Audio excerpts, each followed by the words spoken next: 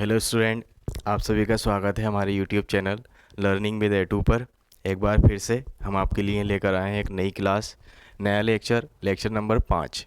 आप इससे पहले 4 लेक्चर देख चुके होंगे और उम्मीद है कि वो आपको बहुत पसंद आए होंगे।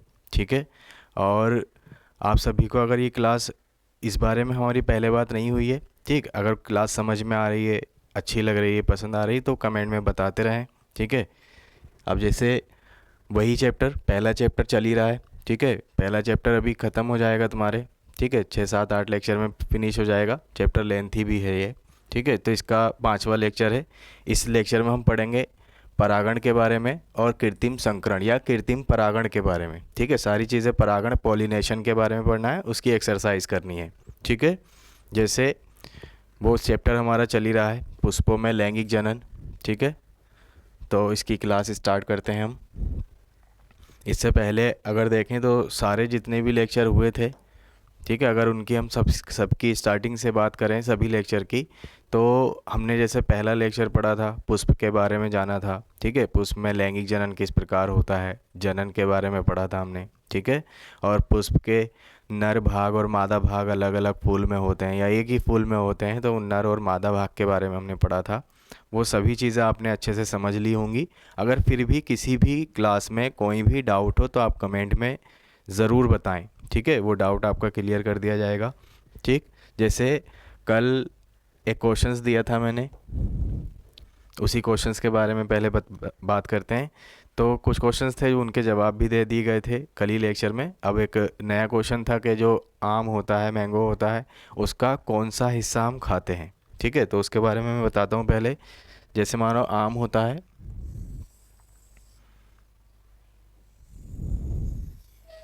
इस तरह से आम है, इसको हम बीच में से काटें तो कुछ अंदर से इस तरह का दिखाई देता है। ठीक है, तो इसका बाहर वाला हिस्सा कहलाता है एक्सोडर्म। ठीक है, और इसका जो बीज होता है, इसकी जो गुठली होती है, उसके बाहर का हिस्सा कहलाता है एंडोडर्म। ठीक है, और जो हम भाग खाते हैं, जो येलो मीठा भाग होता है, वो कहलाता है मीजोडर्म। ठीक है, तो आम का कौन सा हिस्सा हम खाते हैं? आम का खाते हैं हम मीजोडर्म। ठीक है, आम का मीजोडर्म भाग हम खाते हैं।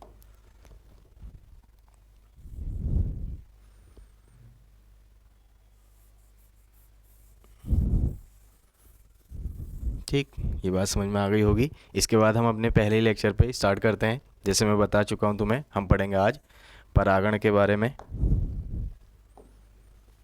परागण इंग्लिश में कहा जाता है पॉलिनेशन। ठीक है, ये एक तरह का, तुम निषेचन तो नहीं कहेंगे, लेकिन निषेचन से पहले की ही घटना है। ठीक है, कल भी इसके बारे में थोड़े पॉइंट मैंने बताए थे कि नर भाग और मादा भाग में ही प्रोसेस होता है। तो नर भाग में जो पराग कोष होती है, पराग कोष से पराग कण निकलते हैं। ठीक है, वो पराग कण निकलकर मादा भाग वर्तिकाग्र पर पहुंचते हैं। तो पराग कण का पराग कोष से निकलना, मुक्त होना और पराग वर्तिकाग्र पर पहुंचना, ये पूरी प्रक्रिया कहलाएगी हमारी परागण। ठीक है, बस ये छोटी सी प्रक्रिया है। बाकी वो जब जाके बीजांड से मिलता है तो तब निषेचन होता है, तो निषेचन से पहले ये घटना होती है। तो जैसे पढ़े हम, पराग कणों का पराग कोष से मुक्त होना। पराग कण तुम पढ़ चुके हो, मैं बता चुका हूँ, गोल होते हैं, ऊपर से वो खुरदरे होते हैं। ठीक है, इनकी जो त्वचा होती हैं, ठीक है, बाह्य चौल, अंतः चौल, ये सारी चीज़ें तुम पढ़ चुके थे। ठीक, फिर इसके बाद हमने एक पार्ट्स पढ़ा था, बीच में जो फूल का हिस्सा होता है, ये ऊपर वाला हिस्सा, ये कहलाता है वर्तिकाग्र, और ये है परागण, पराग कण, सॉरी। ठीक है, ये पराग कण पराग कोष से निकलता है और उड़कर वर्तिकाग्र पर जाता है। ये पूरी प्रक्रिया कहलाएगी हमारी परागण, पॉलिनेशन। परागण और पराग कण में अंतर भी बात समझ में आ गई होगी। पराग कण नर लैंगिक अंग का, या नर लैंगिक अंग जो होता है उसका एक तरह का युग्मक है। ठीक, और जो परागण है ये प्रक्रिया है। तो पराग कोष से मुक्त होकर विभिन्न विधियों द्वारा, अलग अलग विधियां हो सकती हैं इसकी, जैसे मान लो कुछ पास पास में पौधे हैं तो हवा के माध्यम से, हवा की विधि के द्वारा जा सकता है। कुछ बर्ड्स यानी पक्षी होते हैं जो उन्हें लेकर जाते हैं, कुछ कीट होते हैं जैसे मधुमक्खियाँ होती हैं, ठीक है, वो लेकर जाती हैं, ठीक। पानी में जो प्लांट्स होते हैं, पानी वाले जो पौधे होते हैं, उन्हें पानी लेकर जाता है। चमगादड़ द्वारा परागण भी होता है, चमगादड़ लेकर जाती है, सांपों द्वारा भी होता है। तो ये सारे प्रोसेस हैं, तो अलग अलग विधियाँ होती हैं। तो या तो वो उसी पुष्प पर या उसी जाति के किसी दूसरे पुष्प की जयांग की वर्तिकाग्र पर पहुंचने की प्रक्रिया कहलाएगी क्या? परागण, ठीक है। ये चीज़ें सारी हो गई थी, ठीक। अब जैसे मैं तुम्हें और ठीक से बताता हूँ, एक चीज़ और बताता हूँ, जैसे मैं तुम्हें, जो सारी चीज़ें बहुत आसानी से तुम्हें क्लियर हो जाएंगी। डायग्राम थोड़ा साफ नहीं दिख रहा, मैं तुम्हें बनाकर दिखाता हूँ डायग्राम। जैसे मान लो कि एक प्लांट है, जैसे हम चीज़ें बना ही लेते हैं प्लांट की।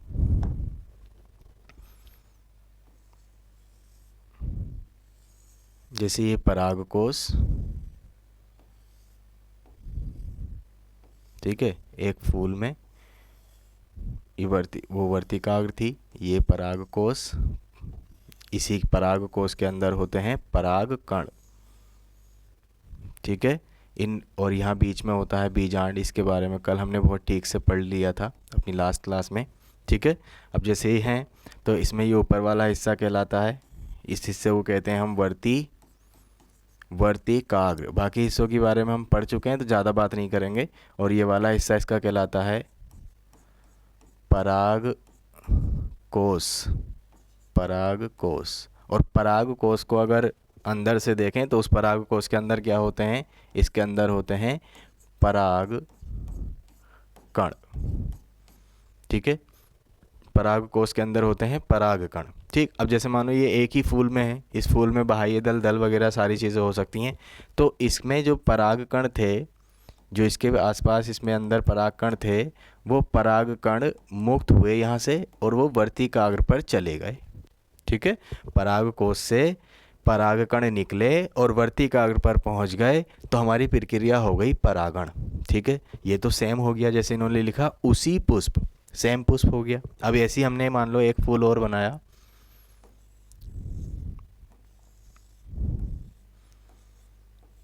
ठीक है, लेकिन फूल की जो जाति है, यानी फूल की जाति सेम होनी चाहिए। सेम से मतलब ये है, जैसे मानो गुलाब का फूल है तो उसके दूसरा भी गुलाब का ही, ठीक है। सूरजमुखी का फूल है तो दूसरा सूरजमुखी का।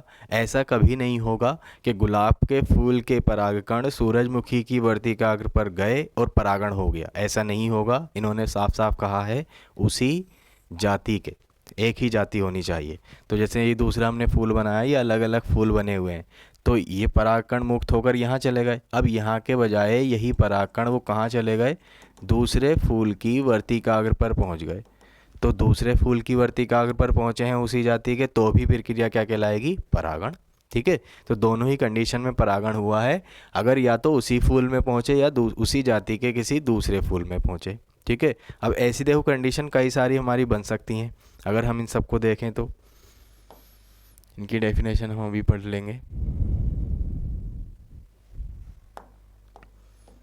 ठीक है। अब देखो जैसे मान लो क्या कंडीशंस हो सकती हैं, जैसे हमने पढ़ा था सबसे पहले, हमने एक चीज़ और पढ़ी थी जब फूल पढ़ा था, पुष्प पढ़ा था, एकलिंगी और द्विलिंगी पुष्प पढ़े थे हमने, ठीक है। तो एकलिंगी और द्विलिंगी में क्या था, जैसे हमने पढ़ा था कि नर और मादा जो भाग होते हैं फूल के, वो एक ही फूल पर होंगे, जैसे हमने ये दर्शा दिया है। इसमें ये वाला जो हिस्सा है परागकोश और तंतु वाला, और ये वर्तिका वाला जो हिस्सा है, ये नर और मादा अलग अलग हैं, ये नर है ये मादा है, तो ये दोनों एक ही फूल पर तुम्हें दिखाई दे रहे हैं। लेकिन कभी कभी कुछ फूल होते हैं जो अलग अलग फूल पर भी ये हिस्से हो सकते हैं, नर फूल अलग हो सकता है, मादा पुष्प अलग हो सकता है, जैसे पपीते में ऐसा होता है, ठीक है। तो वहाँ पर भी नर वाले जो हिस्से हैं वो अलग अलग होंगे, तो कुछ दूरी पर हो सकते हैं, ठीक है, तो वो उड़कर आएंगे, ठीक है। तो इस तरह से कंडीशंस हो सकती है, तो अलग अलग पौधे पर हो सकते हैं वो, ठीक। अब उसी से रिलेटेड मैं तुम्हें एक चीज़ और बताने जा रहा हूँ।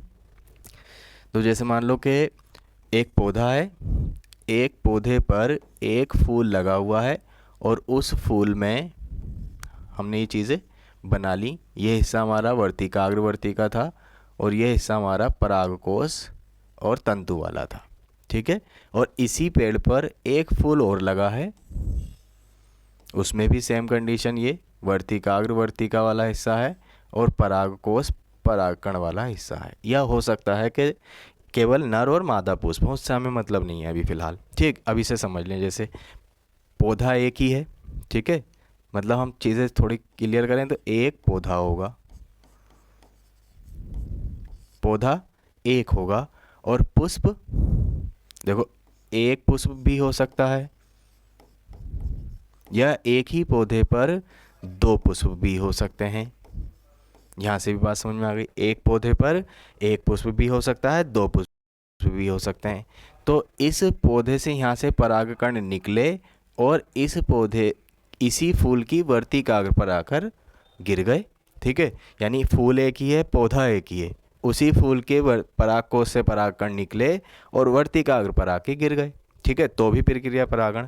अब हमने माना कि पेड़ तो एक ही था, फूल कितने हैं, अब दो हैं, तो इस पौधे के परागकण निकले और इस पौधे की वर्तिकाग्र पर आके गिर गए, तो भी प्रक्रिया क्या कहलाएगी, परागण। ठीक है, एक चीज़ और समझ लें आप, जैसे मान लो एक अलग पौधा आ गया इसी जाति का और इस पर भी एक फूल लगा है और उस पर भी सेम ये चीज़ें हैं, वर्तिकाग्र परागकोश, वर्तिकाग्र वर्तिका परागकोश वगैरह। ठीक है, अब क्या हुआ है, कंडीशन ये है कि इस पौधे के परागकण निकले, परागकोश से परागकण निकले इस फूल की और दूसरे पौधे के फूल की वर्तिकाग्र पर जाके गिर गए, तो भी प्रक्रिया क्या कहलाएगी, परागण। ठीक है, तो ये तीन कंडीशंस बनी। ठीक है, अब देखो अगर पौधा एक होगा और पुष्प चाहे एक हो पुष्प चाहे दो हो, तो वो प्रक्रिया कहलाएगी स्वयं परागण।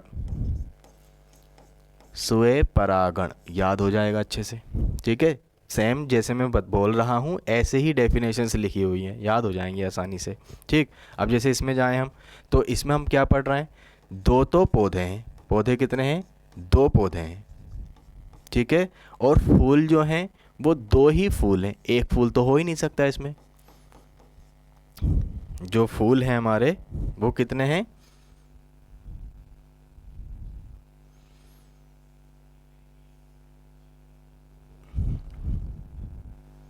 ठीक है, जो पुष्प हैं वो कितने पुष्प हैं, पुष्प जो हैं हमारे वो हैं दो।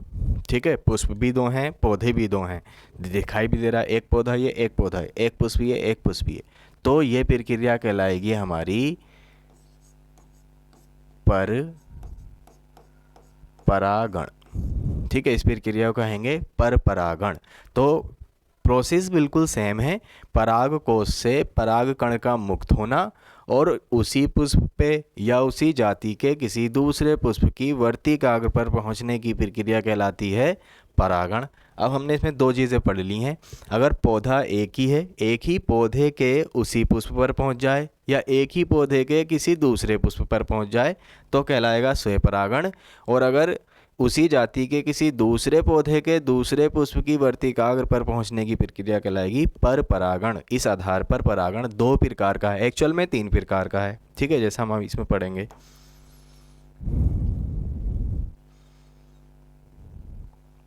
ठीक है, ये समझ में आ गई होगी चीज़ें।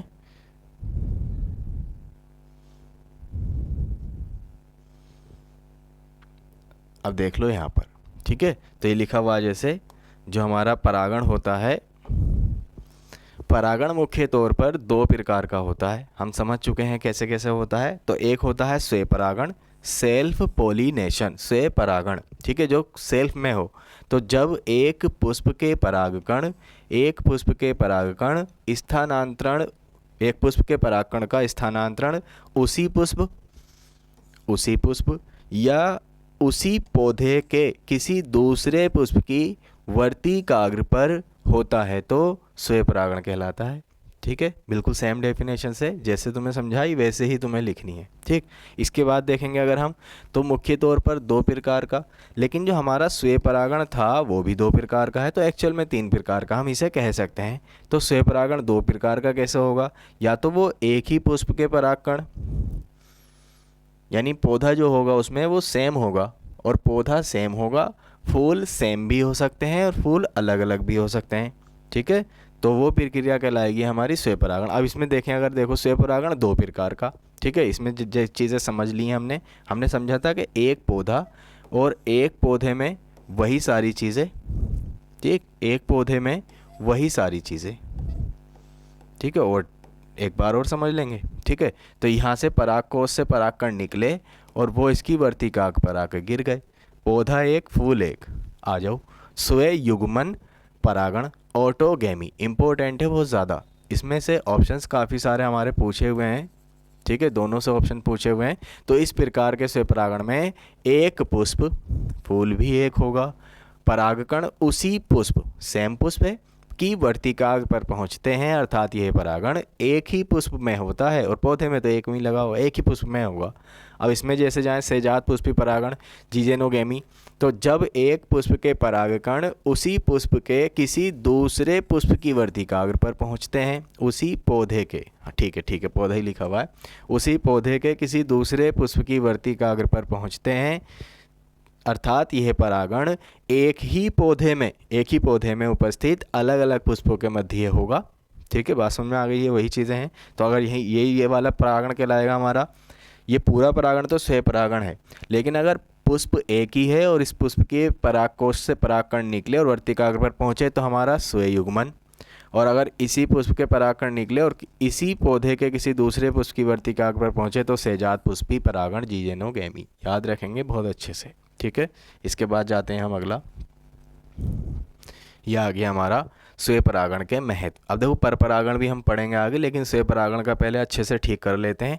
अब तुम्हें मैं पहले महत्व के बारे में समझाता हूँ कि महत्व क्यों ज़रूरी है परागण के।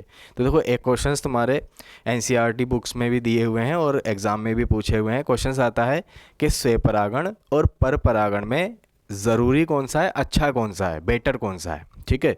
तो स्वयं परागण ज़्यादा अच्छा है या पर परागण ज़्यादा अच्छा है। तो अगर इसको हम डेफिनेशंस में लिखें या मैं तुम्हें वैसे समझाऊं तो पर परागण ज़्यादा अच्छा होता है। पर परागण इसलिए अच्छा होता है क्योंकि जब देखो, जैसे मान लो कि एक ही पुष्प है, एक ही पौधा है, तो उसमें जब नया पुष्प, नया पौधा, नया फल बनेगा तो उसमें सारे लक्षण उसी पुष्प के आएंगे, तो उसमें उसकी बीमारियां भी आएंगी, उसमें उसकी अच्छाइयाँ बुराइयाँ सारी चीज़ें आएंगी। दूसरी चीज़ ये, जब हमें जो पौधे चाहिए होते हैं वो नई जाति के चाहिए होते हैं, नए नए लक्षण चाहिए होते हैं, जिससे जो बीमारियां उसमें हैं वो दूसरे, अगर पौधे में बीमारी नहीं है तो उसके धीरे धीरे आगे जाती जैसी बढ़ती रहती हैं तो वो सही भी हो जाते हैं, ठीक है। उनकी जातियाँ, जो उनकी बीमारियां हैं वो ख़त्म हो जाती हैं। तो इसलिए बेहतर होता है पर परागण, ठीक है, स्वयं परागण से ज़्यादा अच्छा होता है। अब इसको हम अपनी डेफिनेशंस में, अपनी थ्योरी में 3 नंबर का क्वेश्चन आएगा तो कैसे लिखेंगे, तो हम उसमें लिखेंगे उसके महत्व को, ठीक है। अगर क्वेश्चन आ जाए कि स्वयं परागण और पर परागण में अच्छा कौन सा है, बेहतर कौन सा है, तो वो पर परागण ही होता है, लेकिन उसकी डेफिनेशन में हम उसके लिखेंगे महत्व, ठीक है। महत्व में उसके लिखते हैं फ़ायदे और नुकसान, स्वयं परागण से क्या फ़ायदे हो सकते हैं, स्वयं परागण से क्या नुकसान हो सकते हैं, ऐसे ही सेम पर परागण से क्या फ़ायदे हो सकते हैं, पर परागण से क्या महत्व हो सकते हैं, मतलब नुकसान हो सकते हैं, ठीक है, उसके भी महत्व पढ़ेंगे। तो उसकी डेफिनेशन हम इसमें लिख देंगे। अब इसमें आ जाओ, जैसे लिखा हुआ स्वयं परागण के महत्व, इंपॉर्टेंस ऑफ सेल्फ पॉलिनेशंस। तो इसमें पहले है लाभ, यानी फ़ायदा क्या है स्वयं परागण का। तो देखो, तुम अपने आप अंदाज़ा लगाओ, जैसे मानो इसमें क्या होगा कि पौधा एक ही है और फूल भी एक ही है, तो इसमें परागकण कम यूज़ होंगे, क्योंकि परागकण निकलेंगे और निकलती वर्तिकाग्र पर अपने आप पहुंच जाएंगे, कोई परेशानी नहीं, ठीक है। तो परागकण कम यूज़ होते हैं, कम प्रयोग होते हैं। दूसरी चीज़ ये, ख़राब नहीं होते ज़्यादा परागकण। और जैसे मान लो कि परागकण तो पहुंच ही रहे हैं, परागकण की कम बर्बादी होगी, परागकण मतलब जब जल्दी पहुंच जाएंगे तो कम बर्बादी होगी। दूसरी बात ये, जैसे पर परागण में क्या होता है कि पौधे बहुत ज़्यादा दूर भी हो सकते हैं, पास भी हो सकते हैं, दूर भी हो सकते हैं। तो दूर होंगे तो उनको परागकण को लाने के लिए किसी ना किसी माध्यम की ज़रूरत पड़ेगी, लेकिन स्वयं परागण में ऐसा नहीं करना पड़ेगा। स्वयं परागण में माध्यम की कोई ज़रूरत नहीं है, ठीक है, वो अब पास में होते हैं तो अपने आप आ जाते हैं, ठीक है। तो ये इनके कुछ फ़ायदे लिखे हुए हैं, जैसे इसमें परागकण सुनिश्चित होंगे, तो परागकण है वो निश्चित है कि हाँ कम ही परागकण में काम चल जाएगा, और परागकण कम खर्च होंगे, ठीक है, कम खर्च में इनका काम हो जाएगा। इसमें समयुग्मजी संतति बनती हैं, ये चीज़ें, जैसे समयुग्मजी होता है ऐसे ही एक विषम युग्मजी होता है। तो देखो, जैसे नाम है वैसे ही समझेंगे। तो सम मतलब समान, युग्मजी मतलब युग्मक, तो जिन संतानों के युग्मक समान हो, क्योंकि हम इसमें क्या पढ़ रहे हैं कि पौधा एक ही है, फूल भी एक ही है, ठीक है। तो जब एक ही है, सब कुछ एक ही है, तो उसके जो युग्मक आएंगे, नर युग्मक और मादा युग्मक मिल रहे हैं, वो सेम ही होंगे, सेम होंगे तो समयुग्मजी। ठीक है। लेकिन अगर पर परागण में हम देखें तो उसमें जो युग्मक होंगे, क्योंकि एक ही जाति के तो हैं वो, लेकिन अलग अलग पौधों पर हैं, अलग अलग पौधों पर हैं, तो वो जो कहलाएगा, वो उनकी जो संतति बनेगी, संतान बनेगी, वो विषम युग्मजी बनेगी। ठीक है। इसके बाद पुष्पों को आकर्षक होने की ज़रूरत नहीं पड़ती, ज़रूरत ही नहीं है। ठीक है। जैसे मानो किसी माध्यम की, किसी कीट की ज़रूरत ही नहीं है कि वो आकर्षक दिखें और अपनी तरफ कीटों को आकर्षित करें ताकि कीट परागण की प्रक्रिया को कर सकें, ऐसा कुछ नहीं है, क्योंकि एक ही पौधे पर है तो परागण अपने आप ही निकल कर वर्तिकाग्र पर पहुंच जाते हैं। तो इसके हो गए फायदे। अगर हानि को देखें तो एक लक्षण विकसित नहीं होता, सॉरी, नए लक्षण विकसित नहीं होते हैं। मैंने पहले ही बताया तुम्हें, स्वयंपरागण में एक ही जाति, तो नए लक्षण कहाँ से आएंगे, एक ही पौधा है सब कुछ। ठीक। समय के साथ रोगों के प्रति प्रतिरोधक क्षमता कम हो जाती है। ठीक है। प्रतिरोधक क्षमता अगर देखें तो एक सेंटेंस में अगर बोलें तो बीमारियों से लड़ने की क्षमता को प्रतिरोधक क्षमता कहते हैं। ठीक है। इम्यूनिटी पावर, इम्यूनिटी पावर तुमने काफ़ी बार नाम सुना होगा। ठीक है। इम्यूनिटी पावर, जैसे कोरोना में सुना था, है ना, इम्यूनिटी पावर जिसकी ज़्यादा अच्छी थी उसे नहीं हो रहा था कोरोना। ठीक है। तो जिसकी मानो हो भी गया तो वो जल्दी ठीक हो रहा था, डॉक्टर की बस यही दवाई थी, इम्यूनिटी पावर अच्छी होनी चाहिए, तो वही है। तो जो पौधों में भी ये इम्यूनिटी पावर होती है, प्रतिरोधक क्षमता होती है, तो जब ये एक ही पुष्प में, एक ही पौधे में है, तो नए लक्षण इसमें आ नहीं रहे हैं। ठीक है। तो इम्यूनिटी पावर जो होगी वो धीरे धीरे पौधों में बढ़ती रहेगी, जातियों में बढ़ती रहेगी। ठीक है। पीढ़ी दर पीढ़ी जाती रहेगी तो कम हो जाएगी वो ऑटोमेटिकली। ठीक है। और इसमें उपज में भी कमी आती है। अगर देखें, अगर मान लो हमें किसी खेती करनी है, उपज बढ़ानी है, तो उपज भी धीरे धीरे कम होती रहती है इसमें। ठीक है। कमी आती रहती है। तो ये सारी थी इसके पर परागण के महत्व। हमने लाभ और हानि समझ ही लिए, और समझ ही क्या, तुम्हें खुद ही ये हमने प्रोसेस पढ़ा था उसी से याद हो गई होंगी ये। ठीक है। बस थोड़ा अगर कॉन्सनट्रेट करके पढ़ोगे तो चीज़ें अपने आप याद होती रहेंगी। कोई भी भारी चीज़ नहीं है, बहुत आसान लगेगा। ठीक है। इसके बाद अपने नए प्रोसेस पे आते हैं, नए परागण पे आते हैं। हमने पढ़ा था कि जो परागण होता है वो दो प्रकार का होता है, उसमें एक होता है स्वपरागण और एक होता है पर परागण। ठीक है।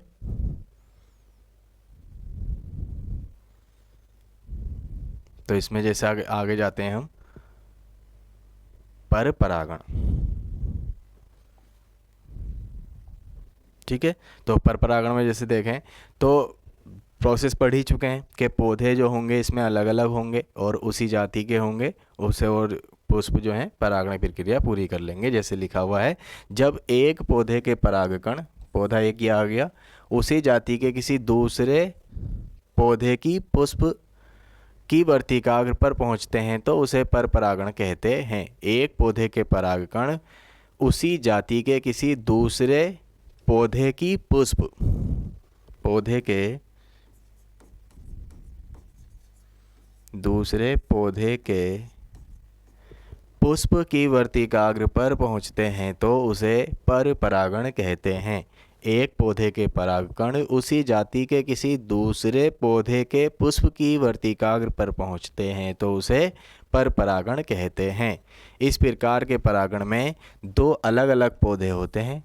ठीक है। नर और मादा युग्मकों में संलयन होता है, नर और मादा युग्मकों में संलयन, यानी वो आएंगे, सिंगेमी होगा, ये पढ़ा था संलयन।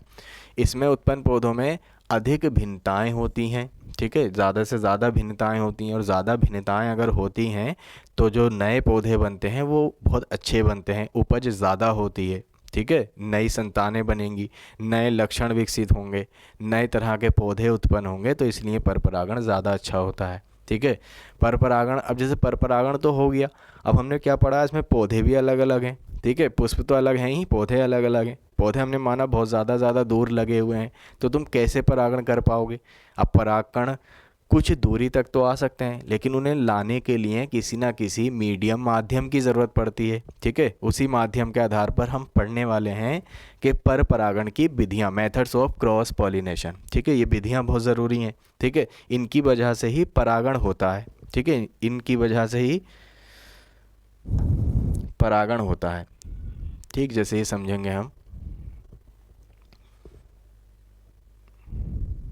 पर परागण की विधियां। ठीक है। तो पर परागण की विधियाँ, जैसे पर परागण में पराग कणों का स्थानांतरण जैविक और अजैविक कारकों द्वारा होता है जो निम्न है। ठीक है, जैविक कारक भी हो सकते हैं और अजैविक कारक भी हो सकते हैं। ठीक है, तो जैसे हैं वायु द्वारा परागण होगा, वायु द्वारा मतलब वायु से परागण की प्रक्रिया पूरी होगी, हवा के माध्यम से परागकण उड़ेंगे और वर्तिकाग्र पर पहुंच जाएंगे। लेकिन ये तब होगा जब पौधे कुछ ज़्यादा दूरी से कम दूरी पर हों। ठीक है, होंगे तो अलग अलग लेकिन कम दूरी पर हों, यानी इतनी दूरी पर हों कि परागकण हवा से उड़कर चले जाएं। ठीक है, तो वो हो जाएगा वायु परागण। ठीक, फिर इसके बाद जैसे जल द्वारा परागण, तो पानी में जितने भी पौधे होते हैं उनमें जल के द्वारा ही परागण होता है। परागकोश से परागकण मुक्त हो जाते हैं, वो पानी की सतह पर चले जाते हैं और वो पानी जो है उन्हें बहाकर ले जाता है और दूसरे पौधे की वर्तिकाग्र पर जाकर छोड़ देता है। तो पानी के द्वारा परागण हो सकता है। एग्जाम्पल सभी समझा रहा हूँ, लिखे हुए हैं। जैसे कीटों द्वारा परागण, कीट में जैसे कीट को अगर तुमने 11वीं में पढ़ा होगा, ठीक है, तो जो इंसेक्ट होते हैं, कीट होते हैं, उनकी कुछ पहचानें हैं। ठीक है, उनमें जैसे अगर पैर जो देखते हैं हम, ठीक है, वो 4 जोड़ी, हाँ 4 जोड़ी पैर होते हैं। ठीक है, और 2 जोड़ी पंख होते हैं, वो कीट होते हैं। कुछ कीटों के पंख नहीं भी होते हैं, पैर होते हैं लेकिन। ठीक है, तो कीटों की कुछ पहचानें थी। तो कीट के माध्यम से अगर देखें तो 80% परागण होता है। तुमसे एक क्वेश्चन से, जैसे जो आइजैक न्यूटन थे, न्यूटन ने ज़्यादातर फिज़िक्स में ज़्यादा थ्योरी दी है, मैथ में ज़्यादा थ्योरी दी हैं। तो न्यूटन जो थे उन्होंने एक बात कही थी, अगर दुनिया की सारी मधुमक्खियाँ मर जाएं तो उसके ठीक 4 साल बाद सारे इंसान या मानव जाति भी ख़त्म हो जाएगी। ठीक है, ये बात क्यों कही थी, इसके बारे में तुम देखना, सर्च करना। ठीक है, कल इसका जवाब मिलेगा। बाकी आप लोग इसको देखो, कमेंट में ज़रूर बताना। इसके बाद देखेंगे कीट द्वारा परागण। तो कीट जो 80% कीट परागण कीटों द्वारा होता है। ठीक है, ज़्यादातर परागण जो होता है वो कीटों द्वारा होता है। एग्जाम्पल हैं जैसे सेल्विया और अंजीर। पक्षियों द्वारा परागण, यानी पक्षी के माध्यम से ही परागण होता है। ठीक है, ऑर्निथोफिली, निकोटो आना। चमगादड़ द्वारा परागण, चेरिप्टोफिली, जैसे गोरख इमली होती है और मेगालेंड्रा। वायु द्वारा परागण जैसे टाइफा में होता है। जल द्वारा परागण जैसे नजास या वेलिस्नेरिया में होता है। तो ये सारे क्वेश्चंस ऑप्शन से भी काफ़ी बारी पूछे हुए हैं। ठीक है, और तुम लोग इनकी इंग्लिश ज़रूर याद करेंगे। जैसे वायु द्वारा परागण एनिमोफिली, जल द्वारा परागण हाइड्रोफिली, कीटों द्वारा परागण एंटोमोफिली। ठीक है, पक्षियों द्वारा ऑर्निथोफिली और चमगादड़ द्वारा चिरुप्टोफिली। तो ये क्वेश्चन नीट में काफ़ी बार पूछे हुए हैं कि कीटों द्वारा होने वाले परागण को क्या कहते हैं। तो ऐसे नहीं आएगा कीट परागण, क्वेश्चन आएगा एंटीमोफिली, हाइड्रोफिली, एनिमोफिली, यानी इन्हीं इंग्लिश वर्ड्स को वो हिंदी में लिख कर दे देगा। तो तुम्हें पता होना चाहिए कि हाँ कैसे समझना है, कैसे करना है ये। ठीक है, जैसे कुछ डायग्राम बने हुए हैं, ये देखो, जैसे पक्षी द्वारा परागण दिखाया हुआ है, ये पक्षी है। ठीक है, और पक्षी ये जैसे फ्लावर है, फ्लावर के अंदर अपनी जो चोंच पीक होती है वो अंदर डाली इसने अपने खाने के लिए। ठीक है, तो ये खाने के लिए डालती है, खा लेती है, लेकिन इसी के द्वारा क्या होता है कि जो परागकण होते हैं वो इसकी चोंच पर चिपक जाते हैं। ठीक है, वो चिपक गए। अब वही पक्षी किसी दूसरे पौधे के फूल पर गया और उसने फिर से चोंच डाली, तो वो परागकण वहाँ वर्तिका पर पहुँच जाते हैं, तो परागण हो गया पक्षी के द्वारा। चमगादड़ देख रहे हैं, चमगादड़ रात में उड़ती है, रात में इसका परागण पूरा होता है। सेम वही कंडीशन पक्षियों जैसा ये आता है फूल का रस लेने के लिए, वही प्रोसेस। ये मधुमक्खी द्वारा परागण दिखाया हुआ है, ये दिखाए हुए हैं छोटे छोटे परागकण। ठीक है, मधुमक्खी पर चिपक गए, मधुमक्खी अपने रस के लिए आई। और दूसरी चीज़ ये, इन परागण के लिए आकर्षक होना बहुत ज़रूरी है। पौधे फूल जो होंगे वो बहुत सुंदर होंगे ताकि कीटों को, पक्षियों को आकर्षित कर सकें अपनी ओर। तो ये मधुमक्खी का परागण, इसकी टांग पर, इसके पंखों पर सब में परागकण चिपक गए, फिर ये मधुमक्खी किसी दूसरे फूल पर जाएगी, वहाँ वर्तिका पर पहुँचा देगी। ये जो जल के पौधे होते हैं, इसमें जल के द्वारा, जैसे ये दिखाया हुआ है, देखो ये पौधे का स्टिग्मा वगैरह, फीमेल फ्लावर है। ठीक है, ये मेल फ्लावर लगा हुआ है कि पानी के माध्यम से परागकण आए, वो इसकी वर्तिका पर पहुँचा दिए उसने। ठीक है, तो परागण की प्रक्रिया पूरी हो गई। ठीक है, इसके बाद नेक्स्ट है, जैसे हमने उसमें पढ़ा था सेम वही, पर परागण का महत्व। स्वयं परागण का महत्व था, पर परागण का महत्व यानी फ़ायदे और लाभ। ठीक है। तो इसका लाभ पहला, इसके द्वारा आर्थिक रूप से पौधों में पाई जाने वाली स्वयंबंधिता दूर हो जाती है। स्वयंबंधिता मतलब जैसे मान लो कि कुछ पौधे होते हैं जो स्वयंबंध होते हैं। स्वयंबंध का मतलब वो बंजर टाइप होते हैं, अगर उन्हें लगाएंगे तो चीज़ों को वो और ख़राब कर देंगे, मतलब बंजर बना देंगे भूमि को उनकी, क्योंकि जो रोग प्रतिरोधक क्षमता है वो ख़त्म हो चुकी होती है। ठीक है।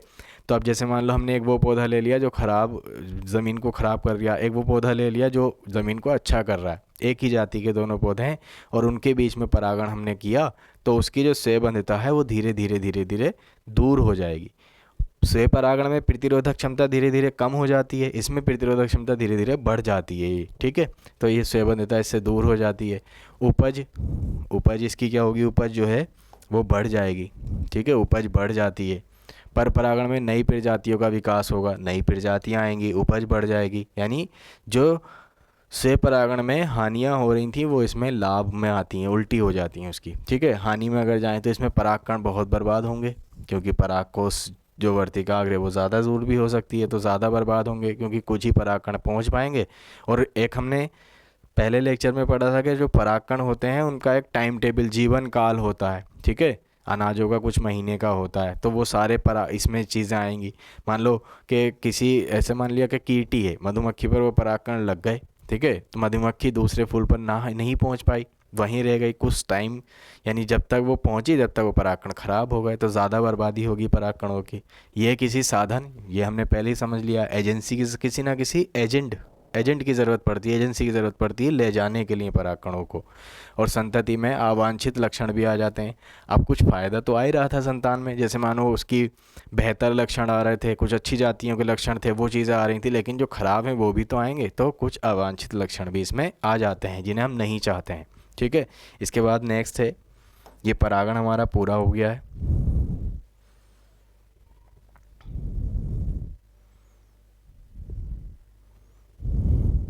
ठीक है। परागण जो था ये पूरा हो गया है। परागण के बाद अब देखो क्या होता है, ये तो ये नेचुरल चीज़ें हो गई, स्वयं परागण और पर परागण। ठीक है। अब कभी कभी क्या होता है, जैसे मान लो हमें पौधे में कोई नया लक्षण लाना है अच्छे, जैसे मान लो कि एक खराब जाति का फल का पौधा था, एक अच्छी जाति का फल का पौधा था, तो हम ये चाह रहे हैं कि अच्छी जाति के फल के पौधे हमारे इस वाले पौधे पर आ जाएं ताकि बहुत अच्छी क्वालिटी बन जाए। कभी कभी ऐसा होता है कि दोनों अच्छी अच्छी क्वालिटी हैं, हम चाह रहे हैं कि इन दोनों की क्वालिटी एक में मिल जाए। ठीक है तो एक ही जाति के। ठीक है। तो इस तरह से हम करना चाह रहे हैं, तो उसके लिए हमें कृत्रिम रूप से परागण करना पड़ेगा, जिसे कहा जाता है कृत्रिम परागण, आर्टिफिशियल हाइब्रिडाइजेशन। हाइब्रिड तुमने नाम सुना होगा ना, हाइब्रिड काफ़ी नाम सुना है, तो वही है ये हाइब्रिडाइजेशन, जो हाइब्रिड बनने की प्रोसेस होती है। ठीक है।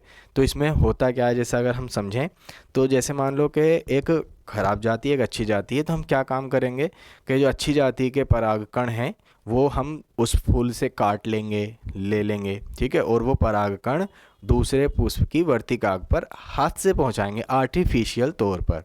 ठीक है। वो पहुंचा देंगे, तो ये प्रोसेस हो जाएगा कृत्रिम परागण। और अगर नई जाति का पौधा आ जाता है तो उससे बेहतर क्वालिटी के फल वगैरह मिलते हैं। तो इसमें लिखा हुआ है ऐसे, यह विभिन्न वंश परंपरा के दो या अधिक प्रकार के पौधों की उनके सर्वश्रेष्ठ लक्षणों को साथ लाने के लिए एवं नई प्रजाति को उत्पन्न करने के लिए की गई चयनित क्रॉसिंग है, यानी सिलेक्टिव चयनित क्रॉसिंग होती है जो पादप प्रजनन द्वारा कृत्रिम ढंगों से की जाती है। ठीक है। तो ये नई प्रजाति उत्पन्न करने के लिए होता है। ठीक है। जैसे मान लो अगर हम देखें, एक मैं एग्जांपल तुम्हें समझाता हूँ, जैसे मान लो आम है। ठीक है। एक मान लिया लंगड़े का आम है, जो आम जो होता है वो मीठा होता है लेकिन साइज़ में बड़ा होता है। ठीक है। एक दूसरा जैसे चौसे का आम है मान लो। ठीक है। तो वो अगर देखें तो जैसे साइज़ में छोटा होता है लेकिन मान लो खट्टा होता है, मान लिया हमने ये सारी चीज़ें, तो दोनों आम के पौधों के हम क्रॉस कराना चाह रहे हैं, कृत्रिम ढंग से क्रॉस कराएं। ठीक है। और क्रॉस कराने के बाद उनसे जो नई जाति आए, वो जाति में जो फल आएंगे, उस पौधे से जो फल बनेंगे, वो दोनों के लक्षण, चौसे और लंगड़े दोनों के लक्षण दर्शाएगा। ठीक है। ये तुमने बहुत ठीक से एग्जाम्पल कुछ किए भी होंगे, कुछ समझे भी होंगे, है ना। जैसे अगर जो आम के मतलब बाग होते हैं वहाँ पर, वहाँ सारी चीज़ें ये प्रोसेस होते रहते हैं। और नए फूलों के प्रोसेस बहुत ज़्यादा होते हैं। ठीक है। ये सारी प्रोसेस होते हैं, वो सब कृत्रिम ढंगों से ही होते हैं। ठीक है। जैसे इसमें कुछ एग्जाम्पल ये समझाए हुए हैं, जैसे मान लो ये पौधे में पेरेंट पार्ट था, इसका ये फीमेल पार्ट्स इन्होंने काट दिया, तो फीमेल से हमने ये पराग कोष से परागकण है ये, ठीक है, ये यहाँ से हमने काट लिए और काटने के बाद दूसरे पौधे की वर्तिकाग्र पर ट्रांसफ़र कर दिए, तो ये प्रोसेस हो जाता है हमारा, ठीक है। ये डायग्राम कट गया है, ठीक है।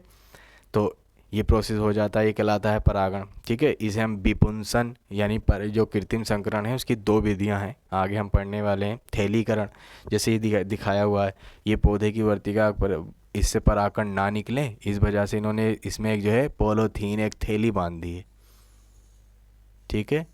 ये थैली बांध देते हैं ये इसमें थैली इसमें बांध दी, और जो पॉली बैग है वो और टैग लगा दिया उस पर किस टाइप के हैं और उसके जो परागकण है वो उसी थैली के अंदर वर्तिकाग्र पर जाते गए, तो उससे नई जाति बन गई। तो ये कृत्रिम तरह का संकरण है, कृत्रिम तरह का परागण है, ठीक है। तो लिखा हुआ जैसे कृत्रिम संकरण द्वारा फसलों की उन्नत किस्में उत्पन्न की जाती हैं, ठीक है। क्योंकि जब कृत्रिम संकरण हो रहा है तो फसलों की ऐसी किस्में बनाएंगे जो नेचुरल भी नहीं है, बहुत अच्छी क्वालिटी की हैं, ठीक है। इसके बाद इस तकनीक में यह ध्यान रखा जाता है कि केवल निश्चित पादप के परागकण ही उपयोग किए जाएं, यानी ऐसे परागकण ही यूज़ किए जाएंगे जो के परागकोश से निकल के परागण की प्रक्रिया को पूरा करेंगे, ऐसे नहीं कि किसी के भी ले लिए, खराब ले लिए, ठीक है। ऐसा करने के लिए दो प्रक्रियाएं होती हैं, विपुंसन और थैलीकरण। एक होती है विपुंसन, एक होती है थैलीकरण, ठीक है। ये दोनों प्रक्रियाएं क्या हैं ये हम पढ़ेंगे, ये रही, ठीक है। विपुंसन इमेस्कुलेशन, जैसे विपुंसन या बांधीकरण में पौधों के द्विलिंगी पुष्प के परागकोशों को उनकी कलिका स्थिति में ही चिमटी से निकाला जाता है और इस पुष्प का मादा जनक के रूप में चयन किया जाता है, ठीक है। जैसे द्विलिंगी पुष्प है उसकी जो है परागकोश से परागकणों को चिमटी से निकाल लेंगे और दूसरे पुष्प की वर्तिकाग्र पर जाके पहुंचा देंगे, तो हो जाएगी प्रक्रिया विपुंसन। आगे थैलीकरण है, इस प्रक्रिया में वंधीकृत या अवांधीकृत दोनों प्रकार के पुष्पों को पॉलीथीन थैली पॉलीथीन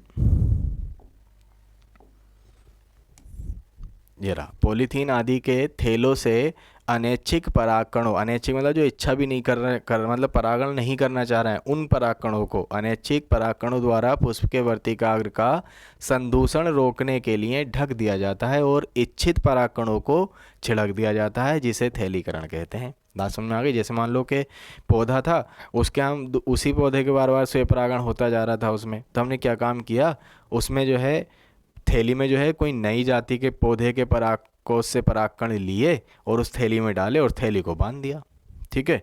तो अपनी इच्छा के अनुसार इच्छित परागकणों को बांध दिया, जो बाहर से अनैच्छिक परागकण आ रहे थे उन्हें छोड़ दिया, तो ये प्रक्रिया कहलाई परागण, ठीक है। और परागण में स्व परागण हमने कृत्रिम रूप से किया, इसलिए कृत्रिम परागण या कृत्रिम संकरण, ठीक है।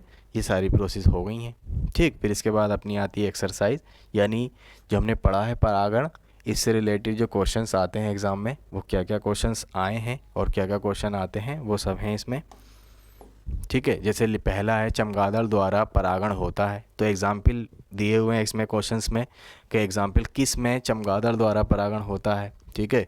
तो हमने पढ़ा था इमली थी एक था मेगालेंड्रा, तो इसका पूरा नाम लिखा हुआ है बोहीनिया मेगालेंड्रा, ठीक है। इसमें चमगादड़ द्वारा परागण होता है। नेक्स्ट है मधुमक्खी द्वारा परागण को कहते हैं, तो मधुमक्खी द्वारा परागण को क्या कहते हैं, एंटोमोफिली, जूफिली, हाइड्रोफिली, एनिमोफिली। तो एंटोमोफिली, ठीक है। मधुमक्खी यानी कीट का जो परागण कहलाता है वो कहलाता है एंटोमोफिली। जूफिली यानी जू मतलब एनिमल के द्वारा।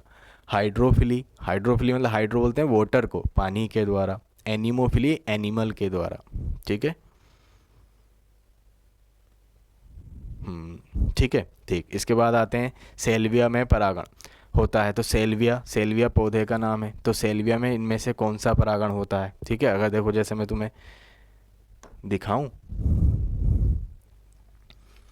तो हमने परागण पढ़ा था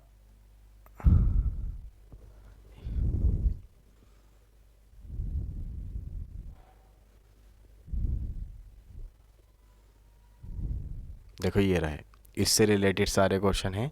तो इसमें पूछा है हमसे कि सेल्विया में, तो सेल्विया में बताओ, देखो इसमें कौन सा है, तो सेल्विया में ये रहा, ठीक है।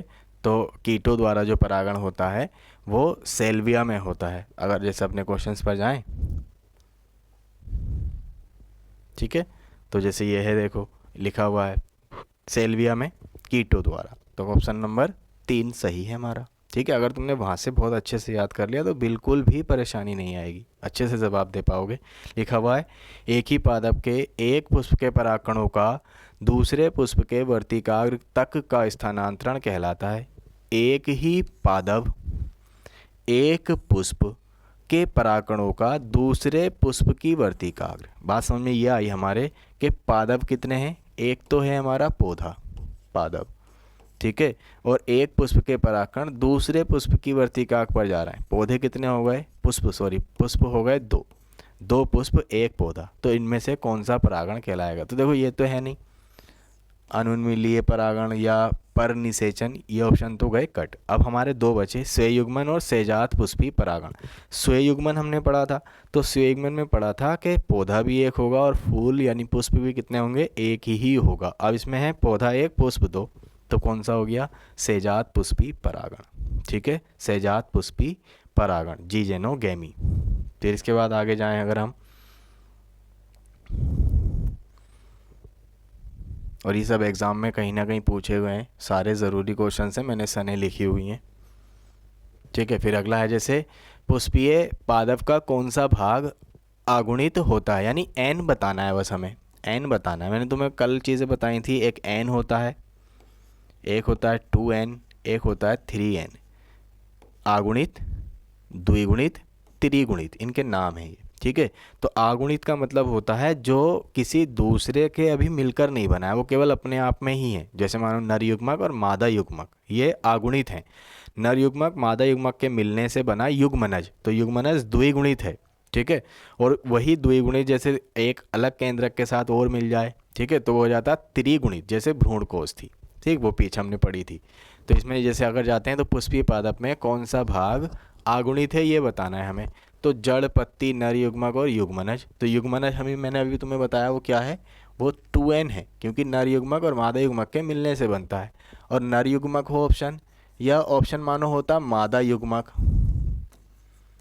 तो ये दोनों ही क्या हैं, ये n है, यानी आगुणित हैं। और जड़ें और जो पत्तियां होती हैं वो अलग अलग फूल पौधों में होती हैं, तो उनका आगुणित द्विगुणित कुछ होता नहीं है। ठीक है, तो इसका ऑप्शन कौन सा हो जाएगा, ऑप्शन नंबर 3 सी।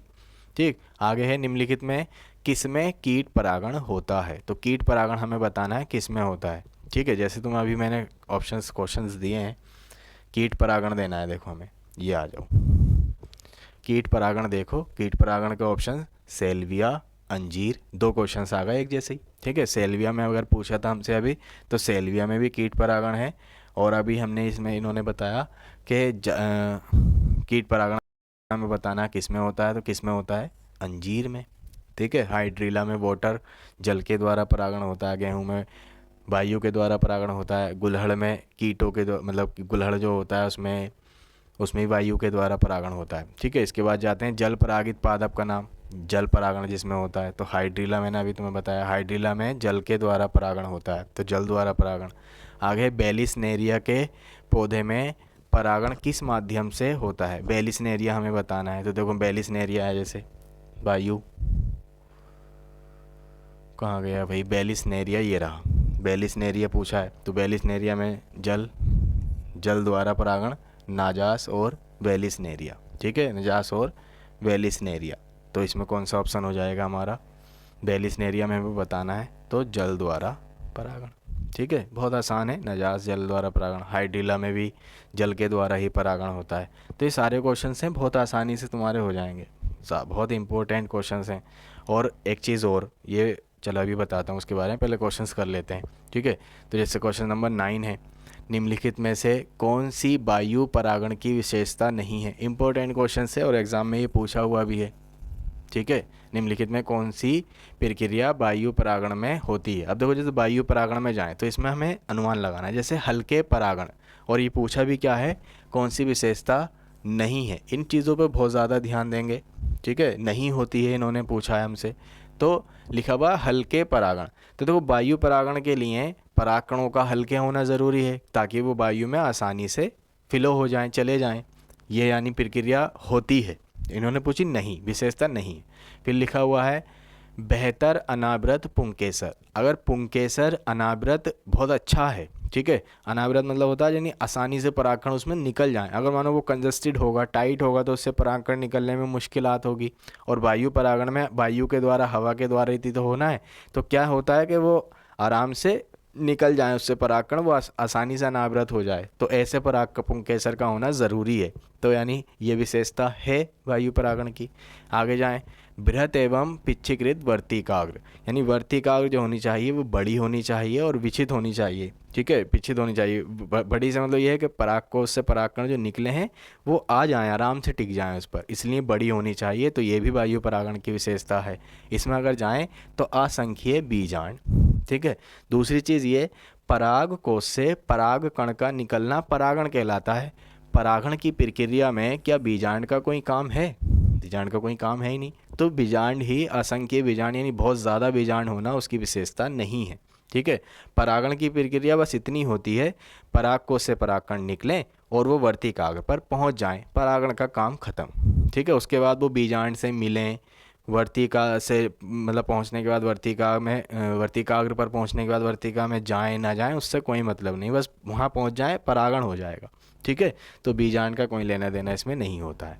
फिर इसमें कुछ क्वेश्चन हैं हमारे, वो 1 नंबर 2 नंबर लॉन्ग शॉर्ट।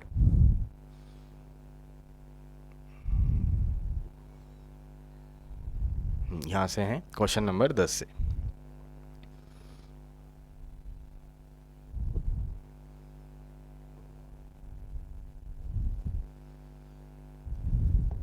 ठीक है, क्वेश्चन नंबर 10 में देखो, परागण को परिभाषित कीजिए। जो परागण प्रक्रिया है उसको परिभाषा देनी है। परागण 2 प्रकार का, स्वयं परागण, पर परागण, परागकोश से परागकणों का निकलना और वर्तिकाग्र पर पहुंचना परागण कहलाता है। आसान डेफिनेशन है बिल्कुल।